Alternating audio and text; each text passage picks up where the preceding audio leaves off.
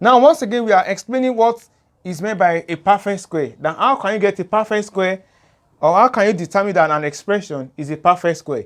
Now, the two conditions that we are talking about is the fact that you have to understand that the first term and the last term, like the expression that we have discussed earlier on, and in that expression, what do we have in the expression? We are having x squared plus 2xy plus y squared.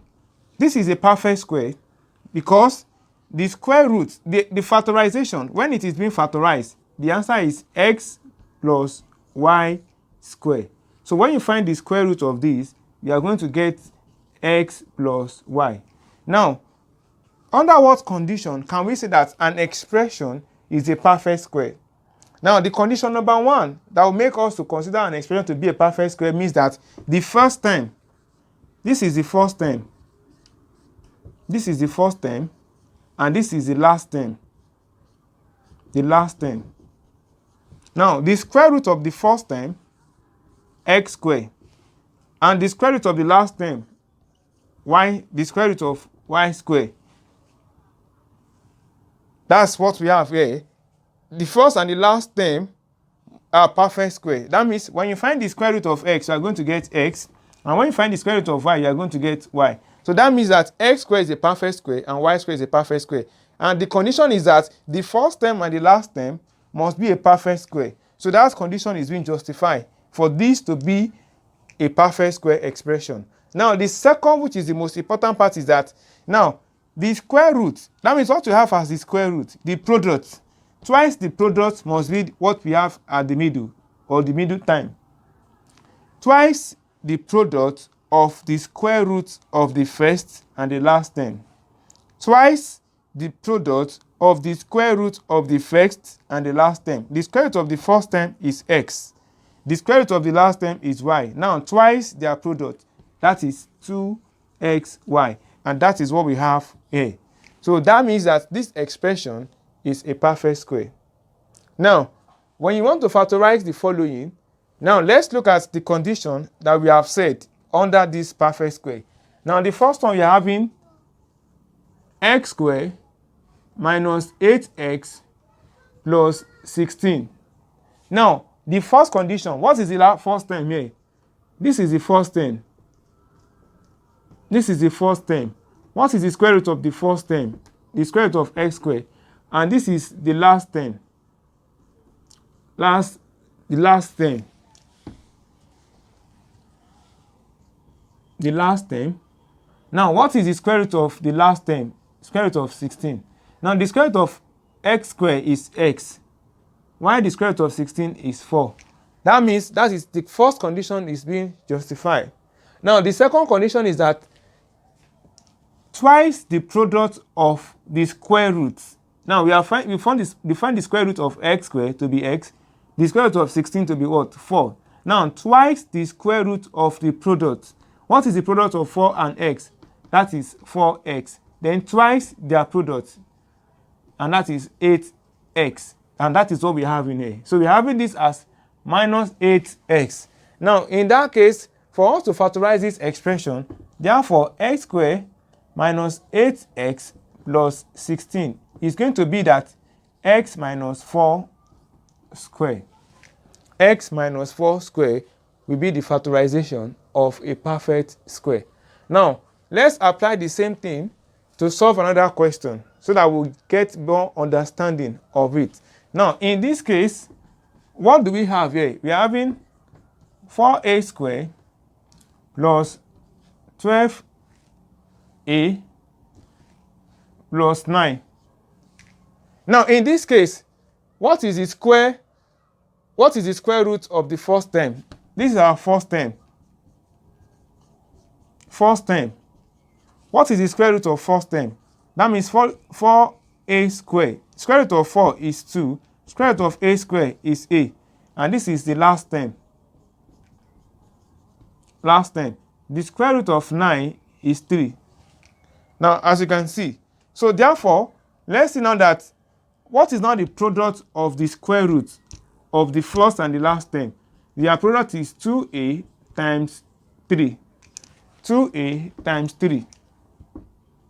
Now, that gives us 6a. Now, what is now the twice? Twice of their product times 2. And that gives us 12a.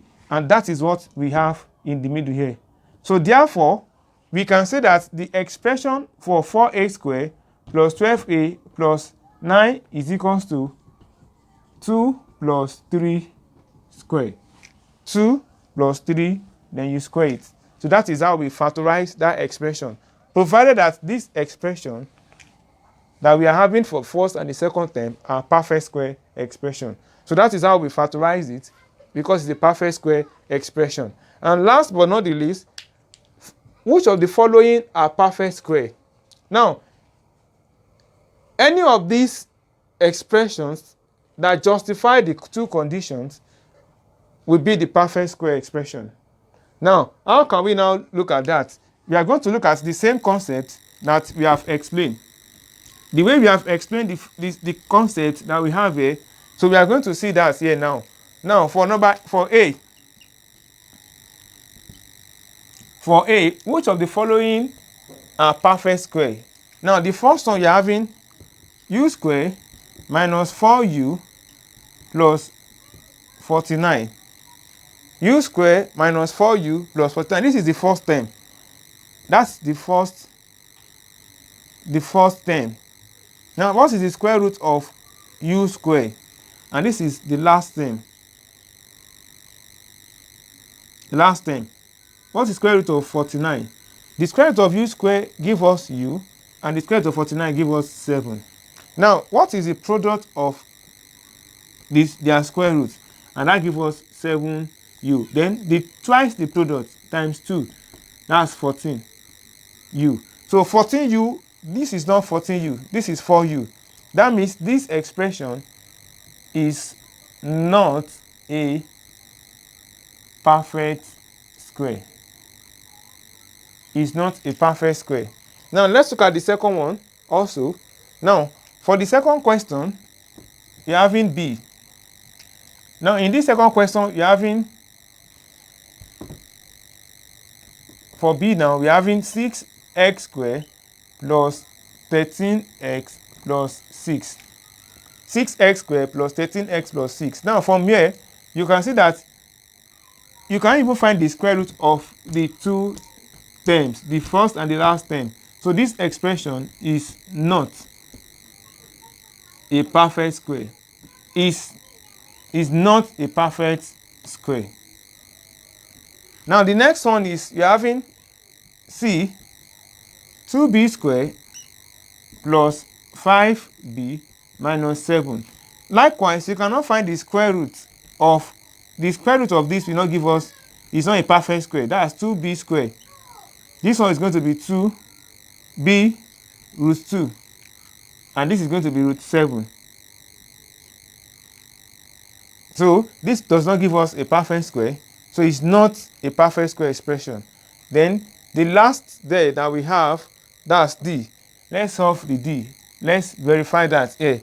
U squared plus 2uv plus v squared. So this justifies what we have as a perfect square, because the square root of u squared, is going to give us u, and the square root of v squared is going to give us v. Now the product of the two square roots is uv. Then the twice of this times 2. This one gives us 2uv. And that is what we have here. Therefore, this is a perfect square. Perfect square expression. Now you can see the way we have simplified and solved questions involving factorization of perfect square. Ensure you subscribe to this channel to get more information on how to factorize a number or how to solve questions generally in mathematics, in physics, and in chemistry. For this part of expression, for this one that you have discussed, so many other series are coming forth. And when you have any difficulties or any challenges in understanding any part of it, ensure you post or you send your comment in the comment space below. We'll get back and we'll give you the appropriate explanation. But with this explanation that we have here, Peradventure you have anything that you want to understand in other aspects of mathematics, in other aspects of physics and chemistry, deem me fit to subscribe to this channel and post your comment. We'll get back to you. Enjoy yourself.